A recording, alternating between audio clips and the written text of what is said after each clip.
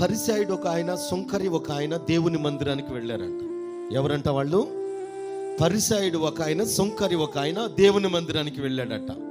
పరిసయ్యుడు తలెత్తుకుని గర్వంగా అంటున్నాడు, అయ్యా నేను వారానికి 2 సార్లు ఉపవాసం ఉంటున్నా, నేను కష్టపడి పని చేస్తున్నా, ఆ పని జీతంలో 10వ భాగం క్రమం తప్పకుండా మందిరంలో ఇస్తున్నా, అలాగే క్రమం తప్పకుండా మందిరానికి వెళుతున్నా అని చెప్పి ప్రార్థన చేస్తూ, నేను ఎంత నీతిపరుడినో తెలుసా, ఇదిగో నేను చాలా నీతిపరుణ్ణి, ఈ సుంకరిలాగా నేను పాపాత్ముణ్ణి కాదు అని చెప్పి అక్కడున్న సుంకర వైపు చూసి ప్రార్థన చేస్తున్నాడట. అయితే సుంకర్ అయితే, ప్రభువా నేను చాలా తప్పులు చేశానయ్యా, చాలా అపరాధములు చేశానయ్యా, తల ఎత్తుకోవడానికి కూడా నాకు అర్హత లేదయ్యా అని చెప్పి తాను చేసిన పొరపాటును బట్టి సిగ్గుపడుతూ దేవుని మందిరంలో చిన్న పుచ్చుకుని ప్రార్థన చేస్తున్నాడట. చప్పట్లు కొడదామా?